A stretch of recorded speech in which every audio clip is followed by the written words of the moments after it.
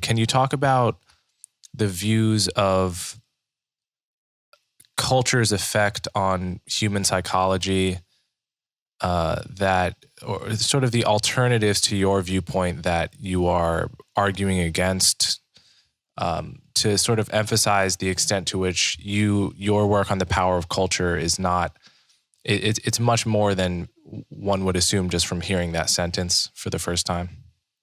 Yeah, I mean, I think it's important to realize that until recently, disciplines like economics, and even in my own field of cultural anthropology, where you would think that culture would be a core and important part of explaining human behavior, culture's often sidelined. So, for example, standard economic models take no account of the idea that people might acquire different preferences or have different beliefs as a consequence of growing up and being exposed to different environments. And even so, I started, working in a subfield of anthropology called economic anthropology, and really they tried to explain the differences in people's behavior based on, material constraints. It was kind of Marxist in that sense, Marxist materialist, and didn't really have what I would call a theory of culture. So how do we explain the emergence of cultural patterns, cultural persistence, all that kind of thing?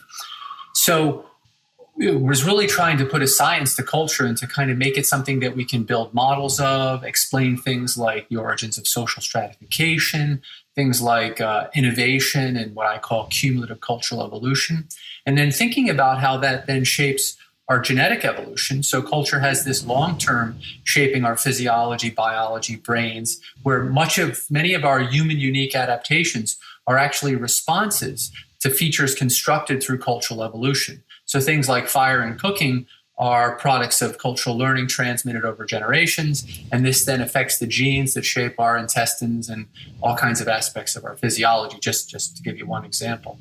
And then I make the case that this also affects aspects of our psychology. So we can't think of our brains as products of evolution without recognizing that a lot of our brains are actually a response to this growing body of cultural know-how, to the creation of social norms, to the need to adapt to diverse institutions.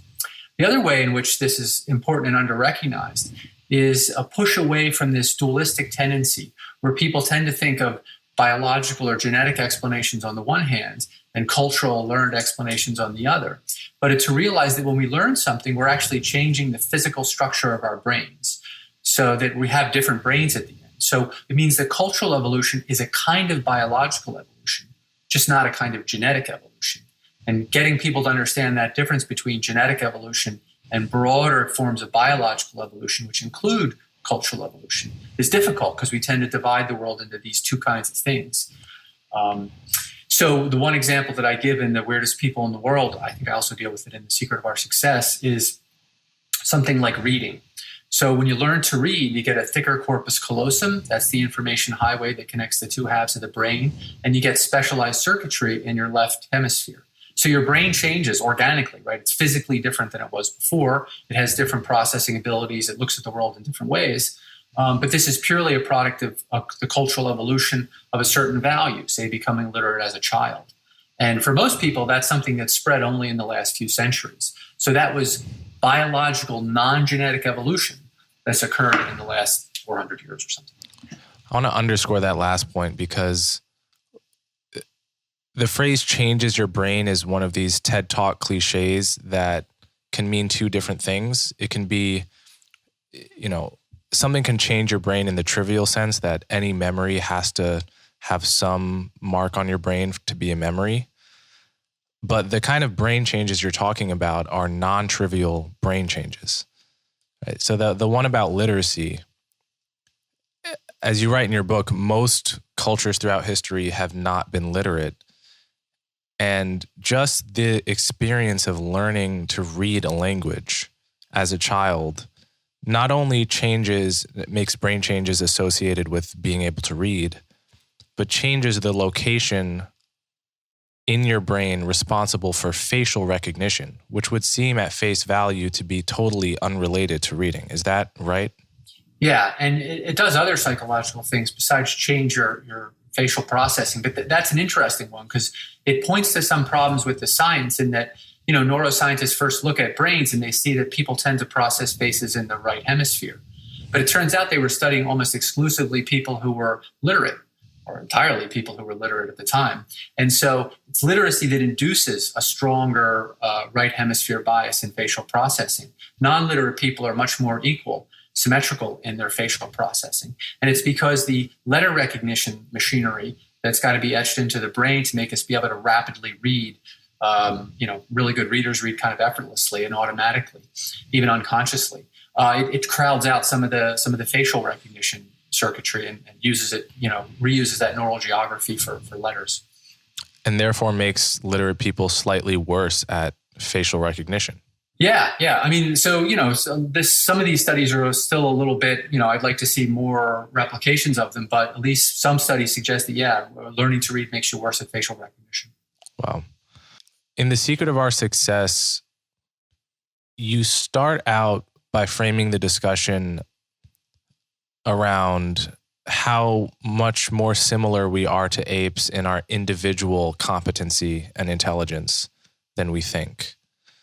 This is surprising, but very plausible. And you make the case that really humans are not, what makes us stand out from the other apes we're related to is not our intelligence as individual nodes, but the vast legacy of cultural knowledge that we inherit without realizing it. So can you do a little bit to undermine our confidence as humans that we're so much smarter than apes as individuals? Yeah, and there's a few different lines of evidence that I use in The Secret of Our Success. The first is just comparative experiments. So Esther Herman and Mike Tomasello and their colleagues and subsequent studies have just taken human children, mostly German children in this case, and compared them to other ape species, so chimpanzees, orangutans, and looked at them on a battery of 18 different cognitive tasks. And sometimes the humans edge out the chimpanzees, sometimes the chimpanzees edge out the humans. So in the case of tool using, chimps are a little bit better than children. But then the place where humans really shine, and it's almost difficult to design a test where the apes aren't at floor and the humans are at ceiling, is in imitation tasks. So anything that involves social learning, the young children seems to be what Mike Tomasello calls imitation machines. So they immediately and unconsciously automatically copy other members of their social group. They can mimic body patterns, copy goals, do all this kind of good stuff. So we seem to be cultural learning machines, and we don't seem to have better numerical cognition, at least right out of the box compared to other apes. Now, of course, as adults, any adult would mop up the floor with the apes on all these different kinds of numerical and spatial cognitive tasks. But a lot of that is because we're acquiring pre-built solutions like using numbers. So the reason why these researchers are using children is because those kids are going to go to school eventually, and they're going to learn to count without bound. They're going to learn they're going to learn left and right, which is going to give them spatial abilities. So it's a download of cultural information that allows them to outperform the apes, at least partially. And that really comes out in these tests. The other point I'd like to make to people in making this point is that there's lots of cases where humans have been stranded. Lost European explorers find themselves over history in places where hunter-gatherers live very well, have no problems getting food, but they themselves, using their human instincts and their human intellects, can't figure out how to find food or make shelter or even travel. Sometimes they can't make the relevant boats or whatever to travel. And it just shows how helplessly we are when we aren't equipped with this large body of inherited cultural information. So we're a species that's addicted to culture in ways that other species who have some culture really aren't.